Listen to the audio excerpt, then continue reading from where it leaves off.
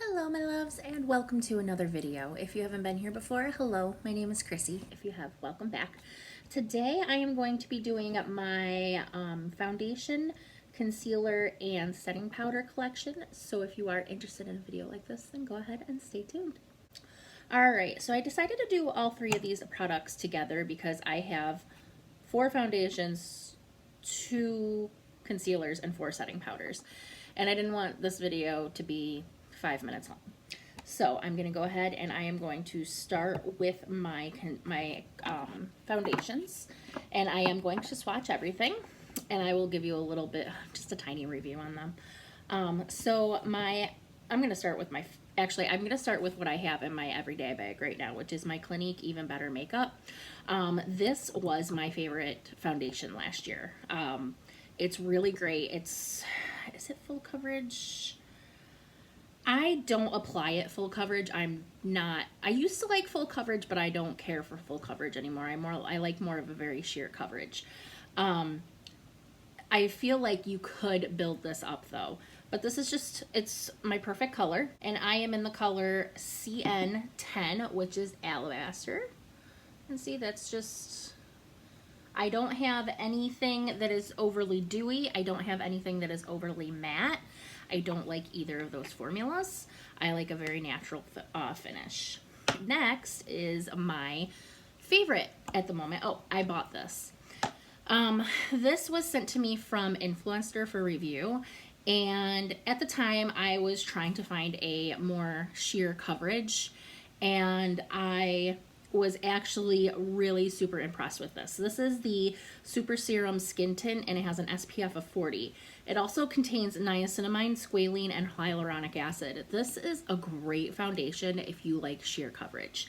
The color was perfect. I'm not even sure how I did that because I did it online, but the color was perfect. I really like this. It's a really, really watery foundation. It is a serum foundation. It's in a dropper, which does kind of make a mess of the bottle, but I'm okay with that. And there it is. It is a little bit lighter than the other foundation, but I was also tanner when I picked out this foundation. And I also feel like if a foundation is sheer, you can get away with it not being your perfect color. A little bit better anyway. All right, next, before I had the Clinique, I had the Tarte Amazonian Full Coverage Foundation. This was my favorite foundation before the Clinique. This is not the right color for me, but I still wear it once in a while just because I do like the formula. This is the Ilia is in the color Balos. ST3 Balos.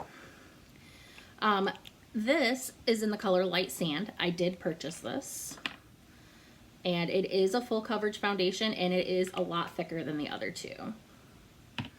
And that is what it looks like. As you can see, it is a lot yellower than the other two, and I obviously have pinky undertones. I should not have gone with a yellowy foundation, but I do like it.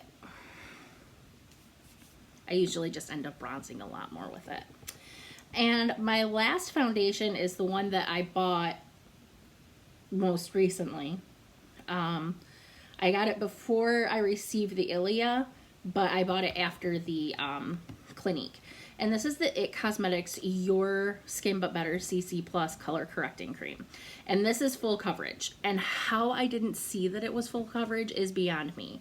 And I have it in the color Light. First of all, it's too dark.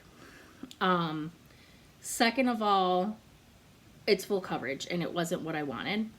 I do like the packaging though, and it is a good formula. It's just wasn't what I was looking for.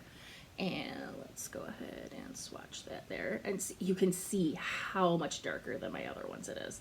It was definitely not the color for me. And I never took it back. I'm gonna try it this summer and see how it works, but we'll see. All right, that is it for my foundation. So we have the Clinique Even Better in Alabaster. We have the Ilia in Balos. We have the Amazonian Clay from Tarte in Light Sand. And then we have the It Cosmetics in Light. And I tested this in the store too and thought it was a good color match for me. All right, so next I'm going to go into my 2 concealers. While I was taking a break, I went and I decluttered a lot of my stuff. I used to have like 5 or 6 concealers, but now I am down to 2. I have this one, which is in my everyday bag. This is the Nars Soft Matte Complete Concealer in Creme Brulee or Light 2.5. I went to Sephora looking for a full coverage concealer that was not matte, that matched my skin tone because I didn't want to highlight. I don't highlight under my eyes with concealer. I'm not into that look. I just want to cover my dark circles that I have. They're hereditary. So she color matched me with this, which is a great color, but it's a little matte. It's a little too matte. It's a little too dry. But let's see. This is what it looks like. It is a really nice formula, and I don't put a ton on, so it doesn't get super matte on me. So honestly, I think that's why I have been able to use it, because I don't use a ton of it. Next, I have and last for my concealers, I got this in a BoxyCharm. This is the Pretty Vulgar Undercover Concealer in Little White Lies. This was the first complexion product I received from them, and I love it. It is so great. This is definitely my favorite concealer.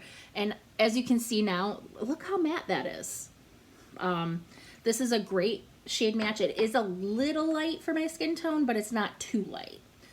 See, as you can see, like these are my 2 that I use the most, and it matches pretty well. Actually, this one matches better. But this is still, let me spread that out a little bit. Still a really good concealer. It's not as pink as the Nars one, I don't think. And last but not least, I don't know if I'm going to be, actually I'm not going to be able to do swatches for these, but that's okay. I have my setting powders, and I always have this Beca under eye brightening setting powder in my everyday bag, and I got this from a BoxyCharm, and I love it. And actually, oh, too bright, come on, it's not gonna, you're not gonna be able to see it. The first time I used it, I left the thing open, the spinny thing open, and I got powder all over the inside of it. I've been using that same amount of powder, that same powder, since I got this, because I don't use a ton of powder to set my under eyes. And this is big for just under eyes. Like, I would rather have something like this size for under eyes. I feel like I would go through it much quicker. But I love this, and it makes my under eyes look great. Next, I have the Ilia Fade Into You Soft Focus Finishing Powder. This was sent to me from Influencer as well. I love the setting powder. They just sent me a sample. When I run out, I probably will order the full size.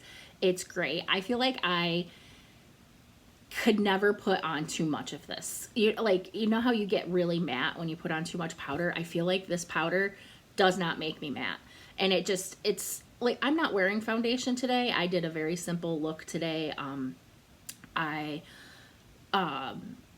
This is what I would normally wear to work when I work in the school. And I used the powder because I like to set my moisturizer and stuff if I'm not wearing foundation. And you can't even tell, like, it's still dewy. It's not a dewy powder, but I still have a glow. This is an amazing, amazing powder. And also, even though it was sent to me as a product for review, I would always give you my honest opinion. I do my YouTube channel for fun. I mean, I have 9 subscribers right now. It's not like I'm making money on this. So it's not like I would give you another answer just because I want somebody to send me free stuff. Next, we have the Beca Hydra Mist Set and Refresh Powder, and I know you've seen this on my channel before. This is the one that it has a little net in it, and this was the one that everybody was raving about because it felt wet when you put it on. Mine doesn't feel wet anymore. That for some reason that disappears very quickly. I have used quite a bit of it. Before the Ilia, this was my favorite setting powder, and I really, really do like it. Does this come in a color? No, it does not. I don't know if I would repurchase it again because I feel like you're purchasing it for that cool feeling and it just disappears so quickly. And last is my OG setting powder. This is the Fit Me Loose Finishing Powder.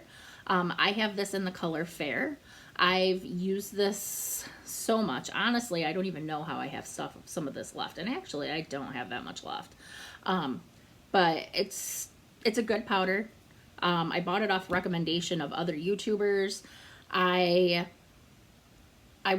still use it. I've decluttered the powders that I don't like. So, I mean, I've kept it for a reason.